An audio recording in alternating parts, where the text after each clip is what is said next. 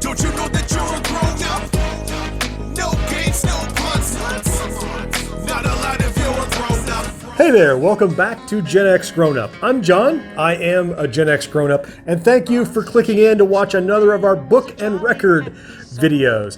I really have been enjoying recollecting these as an adult. I had so many of them as a kid, and there's something uniquely Gen X about actually sitting down and waiting for the entire story to unfold. In this modern era of fast forward and 5-second attention span, something that takes literally no more than maybe 6 or 7, 10 minutes to watch. I imagine that there's a certain segment of the population that will never watch these videos, or at least they won't watch them on normal speed. They'll probably click and watch it double speed or something. To have something like this where you just let the story unfold, and I go through a lot of effort to kind of make these preserved in the way that I remember them as a kid. I want the pages to turn. I don't want to speed it up or play it fast. So in this environment of high speed and instant gratification, I doubly appreciate not only that you're watching these videos, but the book and records themselves, that you enjoy them as much as I do. The one I've selected for this episode is because of the Christmas season. I mean, it's Christmas in Florida, which means it's high 60s, low 70s Fahrenheit. It's gorgeous here. So let's fake it with some not real snow. There, it's snowing, and I picked Frosty the Snowman. This is a 1976 book and record from Disneyland Records. It's a classic story we all know. The artwork in this is really, really nice. It's gorgeous, and the record is in really good shape. I was happy to get a hold of it. So here we go. I hope you enjoy Frosty the Snowman. This is the story of Frosty the Snowman. You can read along with me in your book.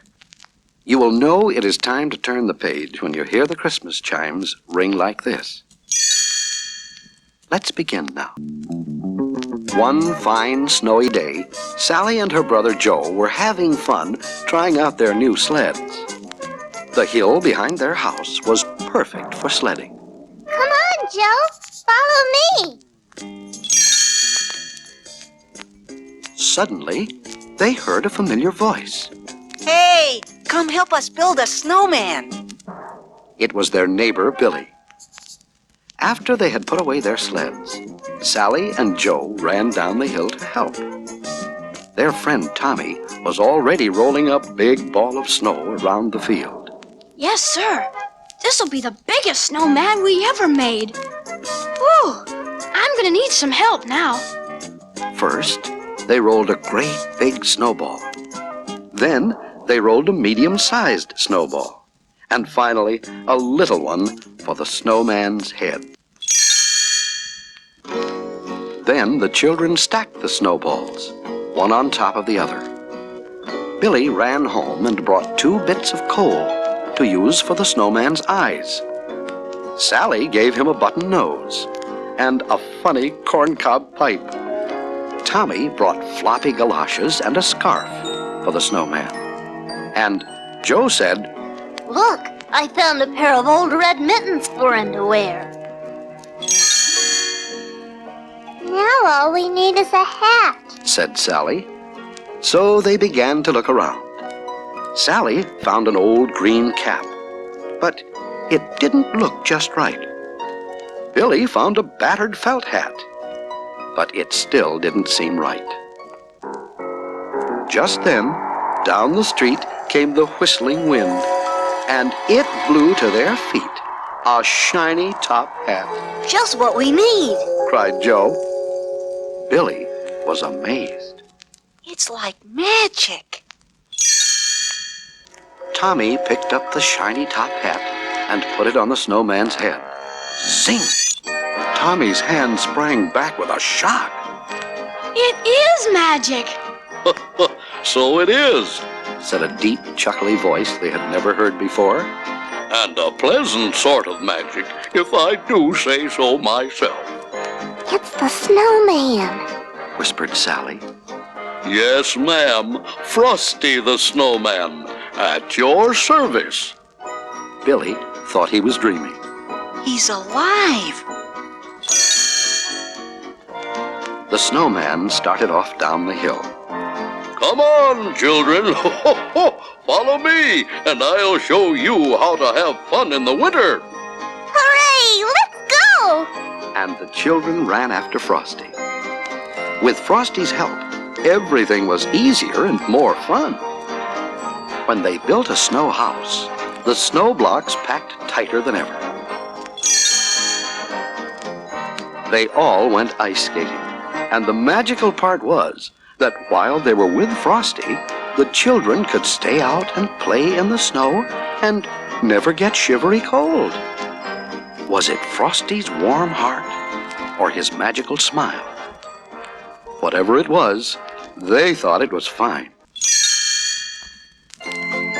Each morning when the children came out to play, Frosty had a wonderful plan all set. One morning he said, Let's go shopping today. I've never seen a store, you know. So they all joined hands and away they skipped, off toward town where the shops stood in rows. It was fun showing Frosty around, for he thought every window was wonderful.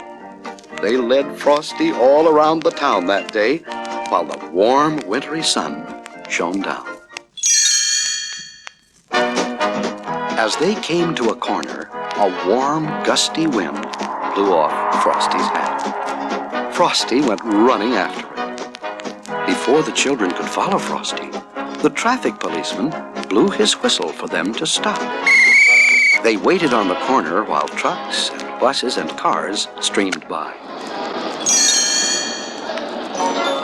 The policeman blew his whistle again. The traffic stopped, and the crossing was now empty. But Frosty was nowhere in sight. Tommy looked around. Wait! There's Frosty's top hat by that pile of melting snow! Mr. Policeman? Cried Joe. Where is Frosty the Snowman gone? Don't cry, children, Said the kind policeman. Frosty the Snowman has gone away, where all snowmen go on a sunny day. But he'll be back at your bidding and call, whenever great heaps of snowflakes fall. And he will. Yep, Frosty will be back whenever heaps of snowflakes fall. That's great, Frosty the Snowman. The ending of this is actually a rendition of the song Frosty that I'm playing underneath my outro here. In fact, I was playing it during the introduction too. I really hope you enjoyed this book and record. Thanks for watching, and I will talk to you next time. Bye-bye. Gen X Grown Up is dedicated to bringing you new Generation X inspired videos every week. Here are a couple more you can watch right now, but for even more, subscribe and enable those notifications. And if you love what we do, we invite you to support us over on Patreon. And of course, your feedback in the comments and a quick thumbs up are always appreciated.